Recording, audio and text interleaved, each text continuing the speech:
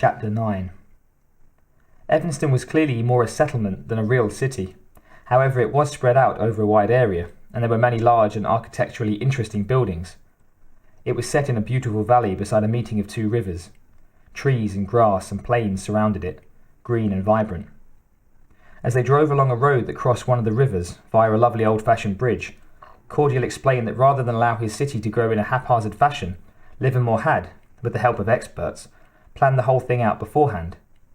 Vital pieces, spaceport, essential roads, bridges, quarters and residences, storage places and parks, had been set in first, and as time and tide allowed, and actual colonists came to live and work on the world, the place would grow in a preordained and contained fashion. In this way, there would be an aesthetic to every part of the city when, in the fullness of time, it was completed. They drove past fountains and gardens and spectacularly designed buildings, many of which were just under construction. After viewing the city hall and the main hotel, Machiko had to allow that she was impressed. There wasn't just money going on here, there was taste. Then they stopped at a duck pond in the Central Park, and she had to reconsider. Not that the park wasn't beautiful, it was. As centrepiece of the entire settlement and to the future masterpiece city, it was already galaxy class. All manner of trees and grass and flowers and other blended botanical wonders were sculpted into a paradisal vision of nature, complete with rolling fields and swooping copses, glimmering streams and waterfalls, pretty ponds, and, in the very middle, a splendid lake stocked with fish and graced with a collection of the greatest variety of earth ducks and swans and other waterfowl that Machiko had ever seen.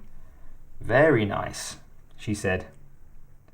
"Rather like an interesting Western version of a Japanese garden, don't you think?" said Attila. Mr. Cordial beamed with the compliments. "I think that all sorts of influences can be seen in this park." "Well, I wouldn't go that far, Till," said Machiko. "I mean, where's the Zen garden, for instance?" "Pardon?" said Cordial, brow furrowed. "Zen garden. You know, sand, rocks, contemplation, meditation." Cordial whipped out an electronic notebook, made a quick gathering of jottings. "An excellent notion. I'll make the suggestion. And please, any other thoughts? We'd appreciate them." "Can we get out of the car and enjoy the fresh air by the lake?" said Machiko. A frown from Cordial. "Well, actually there are other things you should see, and we should be getting on." "Nonsense. We need to stretch our legs, don't we?" "Yes. After all, doesn't this vehicle make these stops? I mean, it is a stretch limo, isn't it?" Cordial laughed. "Well, don't we have a sense of humour? Very well, but only for a few minutes." "I'd like to take a look at some of those species of waterfowl," said Machiko as she got out. "You must have some sort of genetic and cloning biofactory here as well." "Indeed, indeed. One of the features I was going to point out." Amid the fresh floral and water smells, the sweet of grass and the sour of turned soil, they strolled down to the edge of the lake. Machiko produced a handful of crackers that she'd taken from the snack bin, gave some to Till, and together they soon had a flock of the things feeding and fluttering before them. "Idyllic," pronounced Attila. "Most disciplined," said Machiko, "and very interesting. I think I've already got a few questions I'd like to ask Mr. Evanston." "Oh, I'm quite equipped with the answers." "No, I think I'll just use them for conversational fodder with our employer, if you don't mind." "Of course not. Now, perhaps we should be—" "Say, look," said Attila, pointing to a rise just beyond the lake. "Another touring party?" Machiko looked.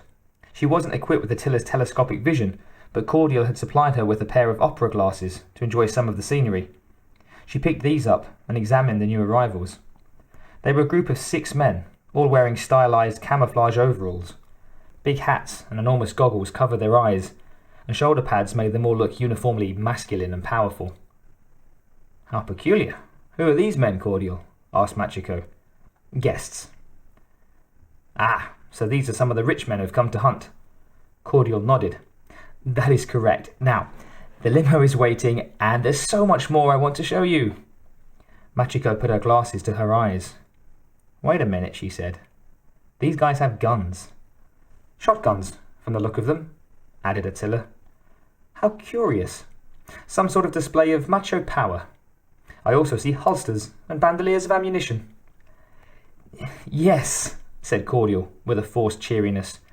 We of Hunter's World work to create an ambiance of imagination and virility. Long-time symbols of power are utilised to create a sense of security and self-confidence in our guests. We also create exercises to prepare our guests for larger, more dangerous hunts and...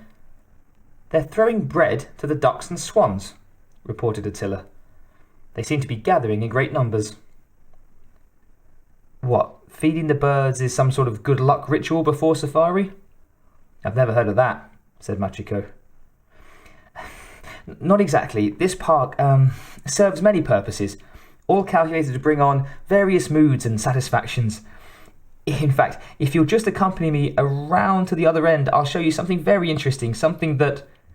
A gigantic echoing blast interrupted his words. Other blasts followed. Machiko swivelled to see what was going on. Goodness, said Attila. Tittered Cordial nervously. Just a display of high spirits among guests. Kablam, kablam, kablam. The men had lifted their guns and aimed them, point blank, at the large gathering of birds trustingly partaking of the bready offerings. Now many of these ducks and such were just clouds of broken feathers and down, interspersed with a fine mist of blood and bone. Ruined duck bodies lay sprawled in the gory water. A flutter of wings took to the sky. Whoops of joy. Bloodthirsty success. Kablam, kablam, kablam. Flame and smoke poured from the shotguns, and hard metal pellets shattered through a dozen more bodies. The massacre was truly something to see, a 4th of July of excess. As the shots ended, and the ducks that had escaped flew away pell-mell, Machiko found herself gaping. The manly men were stomping around the flesh and feather detritus, laughing and clapping each other on the back. The Yautja had never done anything like this. Their prey were always hunters themselves. For food they would take down prey, yes, but never in such a disgusting display. Machiko found herself sick to the stomach. My goodness, said Attila. It seems a little excessive, doesn't it? And the waste!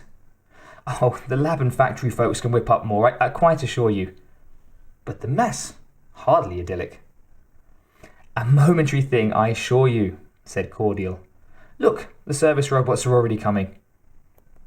A number of robots, true robots of the servo sort, of plastic and glass, Waldo arms and visible gears and equipment, appeared as though magically, hustling down on this barbaric scene. Quickly the brave hunters picked up a few of the less damaged birds for souvenirs, and then let the robots deal with the rest. They set off for further park adventures, bloody and happy, tilting flasks and singing songs. Truly, where else in the galaxy could such exercises be discovered? Said Cordial. Now perhaps another side of the park, and then on to the rest of the tour? Mind if my android and I take a little walk alone around the lake? Said Machiko. Believe it or not, she thought to herself, the brave huntress is feeling a little queasy. Cordial eyed his wristwatch. I really do have to stick to my schedule, and we have excellent drugs in the car that would doubtless eradicate any stomach or intestinal distress. Machiko nodded. She'd be able to get Attila alone eventually and hear those words he'd just heard pass between Livermore Evanston and the lawyer. But apparently not now. That genetic factory you mentioned? Yes. The one that seems able to spew forth so many ducks and swans that they're all expendable plasm and life things into this world? I did mention such an establishment, didn't I? He sounded a little uncomfortable, as though he hadn't realised the creature that had exited the bag had been a cat. If it's not too much trouble, could we have a look at that during our tour? Cordial, though obviously a bit discomfited by the request, said, Certainly, with some of the verve and brightness returning to his speech. Machiko followed Attila back into the car. She wished she could talk this over with him now, without the ear of this flunky canting towards them. She didn't feel real good about this factory thing. Not good at all.